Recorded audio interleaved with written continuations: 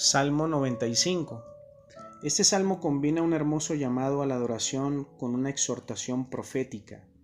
Nos enseña que hay dos polos en la adoración. El primero, que tenemos que acercarnos a Dios y adorarlo con gozo, júbilo y canto. Y el segundo, que a la vez debemos humillarnos, escuchar su voz y obedecerle. De los versículos 1 al 7 se hace una invitación a la alabanza, y la razón de esta adoración es porque el Señor es la roca de la salvación, el gran Dios y Rey y dueño de todo lo que existe. El salmista invita al pueblo a incorporarse a una expresión de alabanza que pone claramente de manifiesto el reconocimiento pleno del Dios que tiene poder absoluto sobre todo lo creado. La lectura del Salmo da la impresión que los adoradores están en medio de algún tipo de festividad que incluye cánticos y júbilo. El fundamento teológico de esta invitación a la alabanza es la naturaleza de Dios. El salmista reconoce que Dios tiene una serie importante de cualidades que son motivo de alegría y seguridad.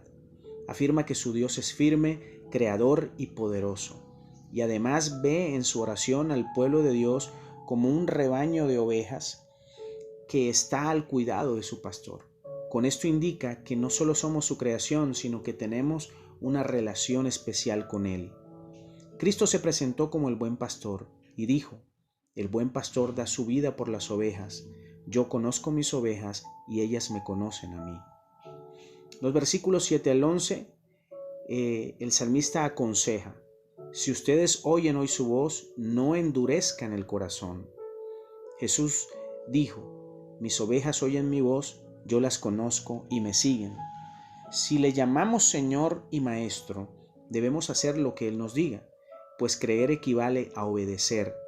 Aquí el salmista, en medio de la celebración, presenta una denuncia que intenta impedir que se repitan los errores que cometieron sus antepasados, que les trajeron al pueblo derrota y dolor.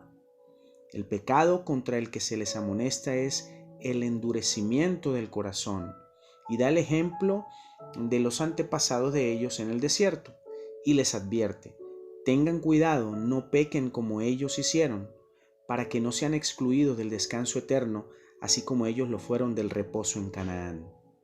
Con tanta frecuencia provocaron a Dios con su desconfianza y sus murmuraciones, que todo el tiempo de su peregrinación por el desierto puede llamarse día de tentación o Masá, nombre que se le dio a aquel lugar en Éxodo 17.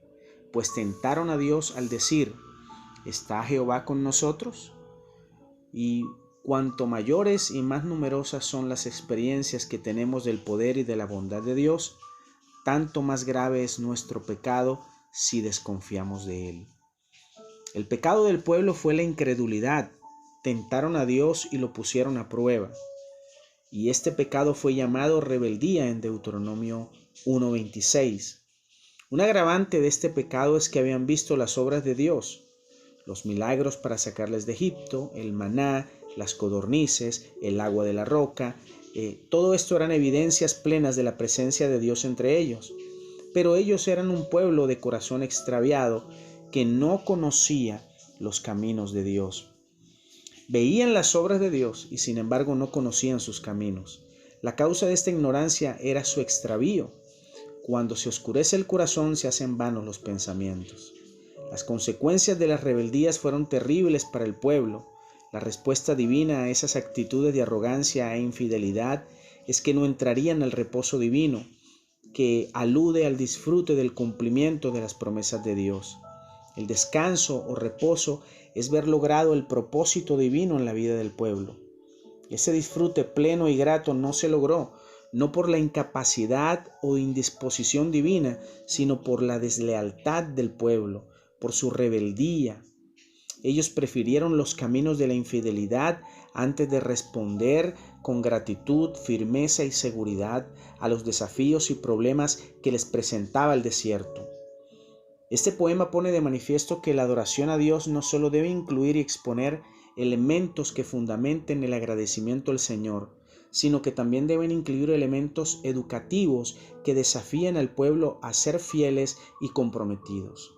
Si tuviésemos ideas claras sobre lo grave del pecado en nuestras vidas, y lo magnífico que es la santidad de Dios, nosotros nos enojaríamos contra nosotros mismos.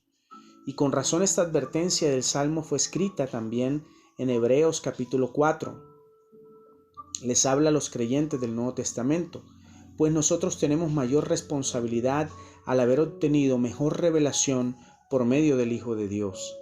En Hebreos capítulo 1 dice que Dios nos habló muchas veces y de diversas maneras a nuestros antepasados por medio de los profetas, pero ahora en este tiempo, en estos últimos días, nos ha hablado por medio de su Hijo. Y el Hijo irradia la misma gloria de Dios y expresa el carácter mismo de Dios y sostiene todo con el gran poder de su palabra.